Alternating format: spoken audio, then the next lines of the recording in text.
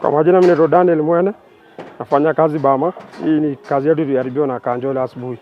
Walikuja mwendo saa 11 wakaweza kubomoa hapa, wakabomoa gate. Wakabeba mabati nusu na chuma wakatoroka. Sasa tujui shida ilikuwa gani? Hakutuambia, mimi ndio nachunga hapa kila siku. Na kwa tusaidia kazi ya kuuza chuma, kunyorosha mabati za jiko, drum. Kazi mingi alikuwa anatuletea hapa hivi karibu. Sasa jina na tukoroga huko ndani ana tuharibia kazi. Tuko vijana wengi sana tunamtegemea. Hatuwezi wajua. Hii ni kitu ilifanywa usiku. Hii kazi hao watu waliingia usiku, askari wengi sana na lori. Tulikuwa tunachoma pale drum na mimi nachoma drum nikiangalia hapo. Sasa tulishinda kuja vita gani? Kwa kuja kubomoa kibanda na wakatoka haraka haraka wakatoroka. Wakabeba milango hiyo duka na machuma na bati zingine.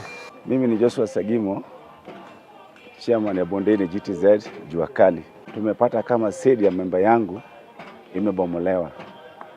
Na tumesangaa kabisa kwa ajili sisi watu wa Jua Kali ni watu vulnerable kabisa, ambao tukifanyiwa kitu kama hii inatusangaza. Kwa COVID hii tumesangaa watu wa Jua Kali, tunataka pesa ya kuendeleza biashara yetu na hatuna hata chakula. Badala yake tunapigwa, mali petu tumebomolewa. Imenisangaza sana kama chairman. Naitwa Assumpta Waguywa Muiruri, Secretary General wa Micro and Small Entrepreneurs katika kaunti yetu ya Nakuru. Na napenda kusema ya kwamba sisi kama wana Jua Kali tunahesabu ya kwamba tumedharauliwa na tumenyanyaswa ya kutosha. Tunawapatia watu ya Jua Kali wote kwa jumla siku 7.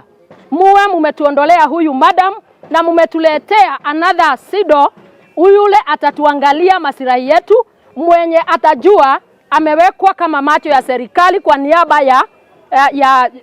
ya sekta ya Jua Kali. Ningependa kukuuliza governor, ilifikaje usiku wa kuamkia leo mwana Jua Kali ambaye wewe mwenyewe binafsi ulisimama wiki hii ikianza ukasema umetenga dhamana ya pesa iweze kupewa micro and small entrepreneurs ya kuweza kuimarisha biashara, ulikuwa unawapea kisha serikali yako ije ibomoe hiyo pesa? Ulikuwa unawapea wakafanyie kazi wa